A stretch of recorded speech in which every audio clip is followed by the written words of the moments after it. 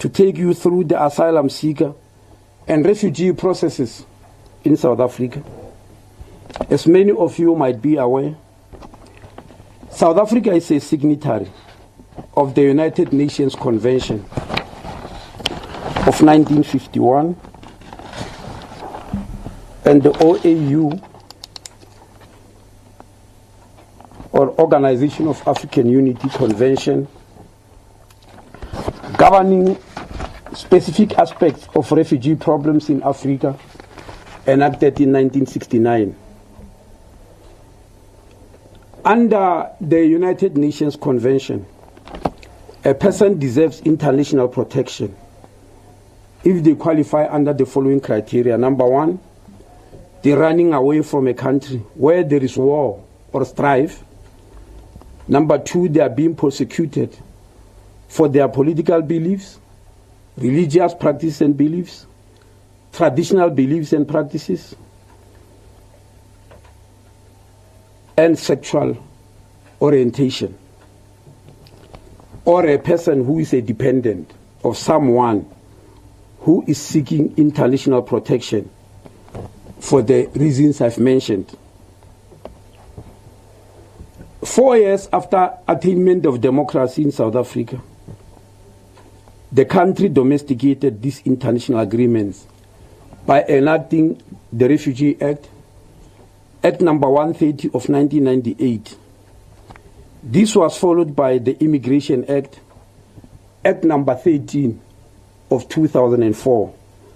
Excuse me, Act number 13 of 2002, not 4. It came into operation in 2004, but was passed by Parliament in 2002. Needless to say, all these acts were based on the Constitution of the Republic of South Africa, Act number 108 of 1996, and the international conventions which I've stated above. Very deliberately, this country, in its constitution, acts of parliament, or policies, opted for a policy of non-encampment, meaning people who migrate to South Africa for one reason or the other shall not be put in camps or be subjected to life in refugee camps and all its ramifications. People who migrate to South Africa were allowed to settle and live among communities and survive through any means that the community is surviving on. Ladies and gentlemen, I think it is very important for people to understand this, because time and again it gets distorted when we deal with this problem and the role of individual government departments or agencies. The Republic of South Africa, in its constitution, in its acts of parliament, in its policies, opted for a policy of non-encampment. We don't put anybody in any camp because they happen not to be South Africans. I think I need to repeat that it is extremely important to understand this, because many people, even the media, have persisted in characterizing the shelters in Cape Town as refugee camps, when there are no refugee camps anywhere in South Africa. I remember one day when I mentioned so, there was a headline in one publication that Home Affairs Department is washing its hands of refugees. I was just mentioning a fact which is backed by statutes, that we don't put refugee camps in South Africa. But we know that there are hundreds of thousands, even millions of refugees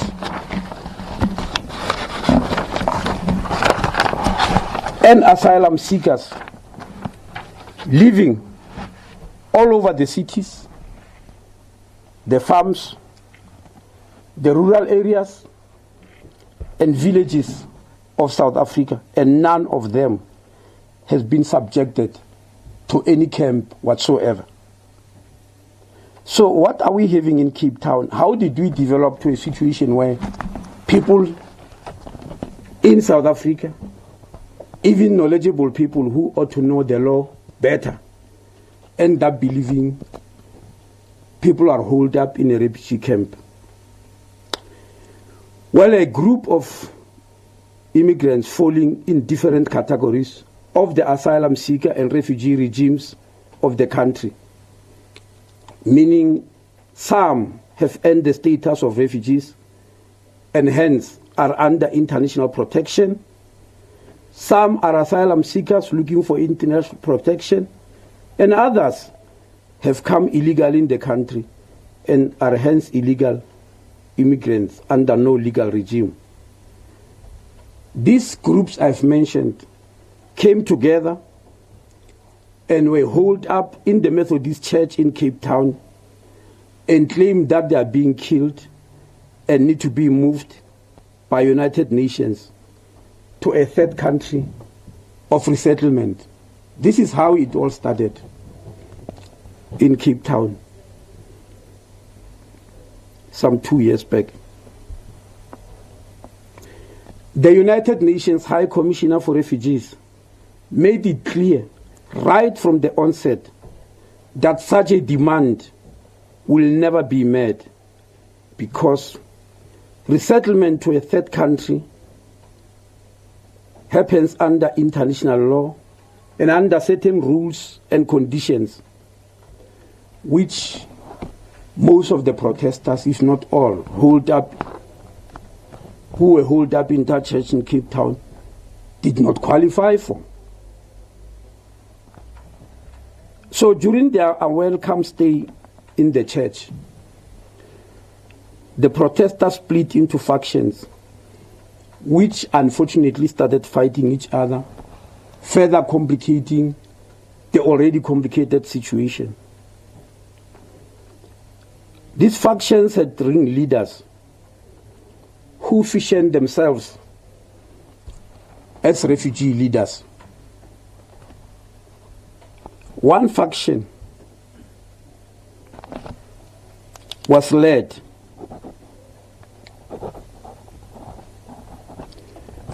by Jean-Pierre Balus with his wife, Aline Bukuru. The other faction was led by Papi Sakumi. And during their infighting, one faction was ejected from the church and started staying in the open. Under the city laws, this was of course a breach of bylaws, and hence this matter was taken to court by the city of Cape Town, because they had to protect their bylaws which were being breached.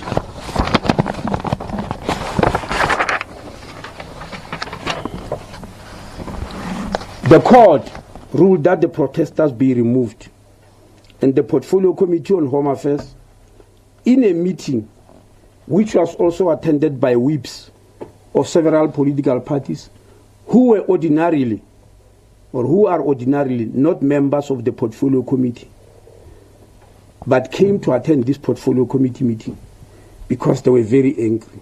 And as I said, they came from all political parties, if not most political parties in Parliament.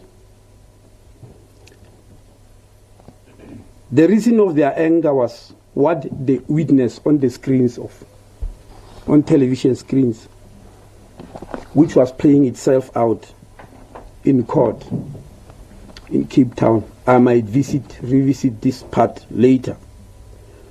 But the committee after that meeting ruled that the protesters be integrated back into communities they came from, and if they refuse, be repatriated back to countries of origin. So this ruling of the Portfolio Committee on Home Affairs, together with chief whips of political parties, was given to the Department of Home Affairs, the United Nations High Commissioner for Refugees, the City of Cape Town, and the South African Human Rights Commission, which were all in attendance on that meeting, which took place on the 10th of March 2020, that's last year. These entities I've mentioned, according to this ruling, were to work together to execute the task of reintegrating people back into communities or sending them back to country of origin if they refuse integration. And Parliament gave 30 days for this work to be executed. Unfortunately, 2 weeks into the 30 days, COVID-19 intervened.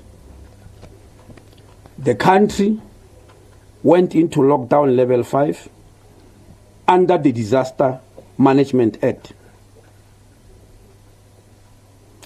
Because under those lockdown conditions, no human being in South Africa, national or non-national, could be allowed in the streets of the country or be allowed to be holed up in a church, especially in such large numbers. Hence the protesters, together with the homeless people of Cape Town, were removed from the church and the streets of Cape Town to temporary shelters in a place called Payne City, which is in Belleville, and in another place called Wingfield, which is in Kensington. You will have to underline strongly so the word temporary shelter. For indeed, all people, regardless of nationality, at that time, were moved from the streets into shelters in cities and villages all over the country. None of them were moved under any refugee or immigration act. Even the people who were in Cape Town, when they were moved from the streets, it was not under any refugee or immigration act. It was under the Disaster Management Act, under log level 5, COVID log level 5. None of these shelters were designed as the so-called refugee camps, as it is commonly but wrongly believed.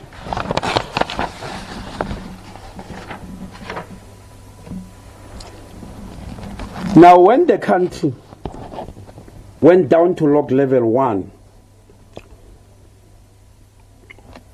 two government entities who were established by law to deal with immigration matters went down to the shelters specifically to deal with a specific group of people who happened to be migrant but had not completed the asylum seeker processes before the lockdown. I need to repeat this.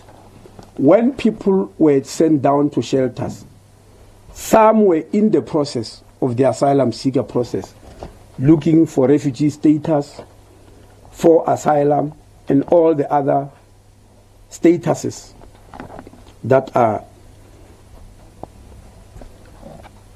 usually imbued on an individual by the Refugee Act and the Immigration Act. And so when these two entities, the Refugee Appeals Authority and the Standing Committee of Home Affairs,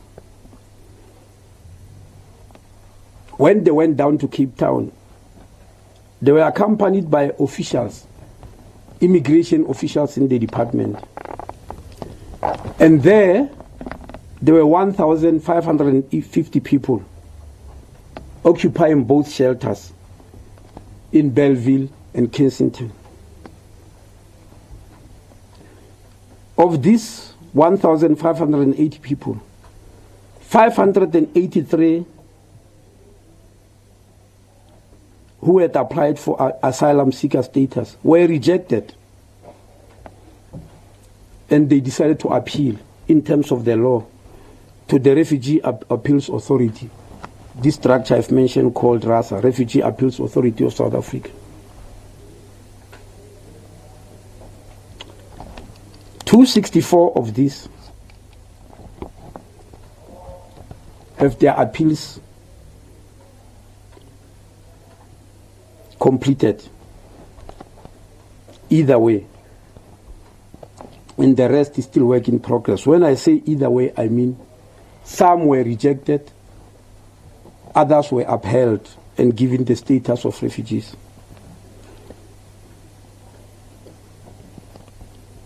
Of the 1,580 people again, 382 were rejected by refugee reception officers as not qualifying for refugee status. And at the present moment, they are being reviewed by a Standing Committee of Refugee Affairs, a committee called SCRA, in terms of the law. And 174 of them have already been finalized.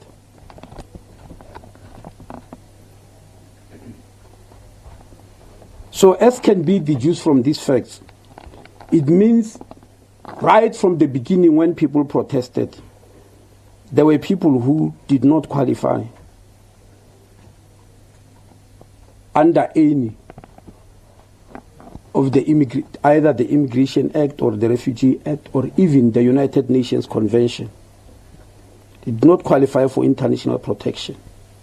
And some of them had already exhausted all the appeal processes.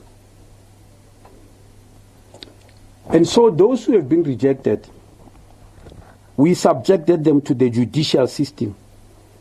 And this is what the law is saying in South Africa. If the Department of Home Affairs officials believe somebody does not qualify to be in the country, it is commonly believed that we just deport such people. No, that's not what the law says. You have got to go to a judicial officer, usually a magistrate, and present your case as the Department of Home Affairs, and the magistrate will decide whether they agree with you or not that such people will be deported. So since that period, when we went down to log level 1, 41 people were presented to the magistrates in and around Cape Town, and they agreed with us that they be deported accordingly. And hence they were taken to Lindela Repatriation Center, and the process of deportation started after consulting with the ambassadors from their various countries in terms of the law again. The deported people, these 41, they include the real leaders of this rebellion, which I've mentioned earlier, and who have fashioned themselves as fighting for a just cause for themselves and the protesters.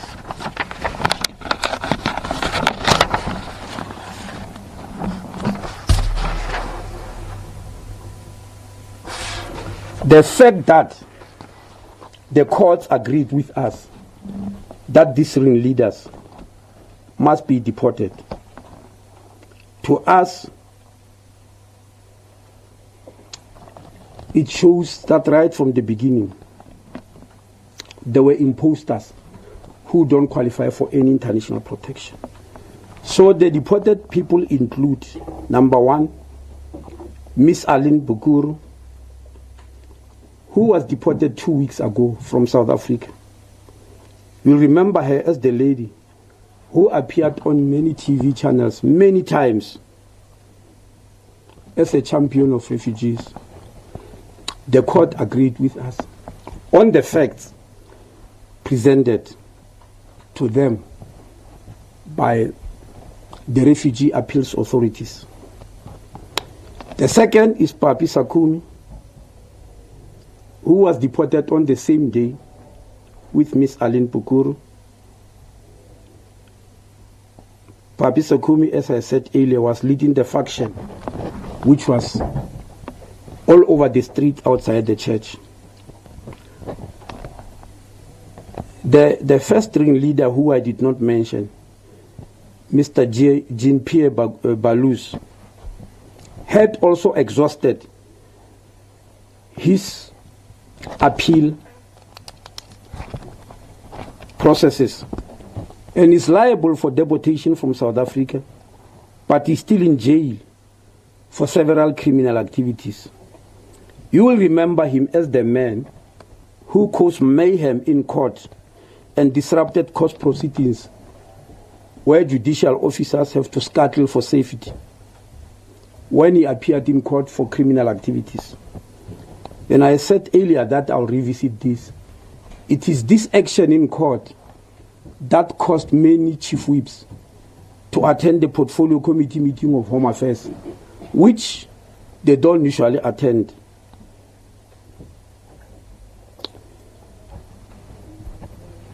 Mr. Jean-Pierre Balous is still in jail for these criminal activities. And as soon as his court processes are over, we shall so depart him also. Well, I mean, we shall deport him also.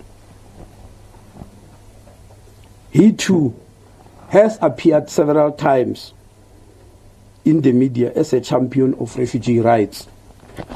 But we are waiting to deport him as soon as. We're coming out of that address by Minister of Home Affairs, Aaron Motsoaledi, to close off the show. Thank you so much for watching. Till next time.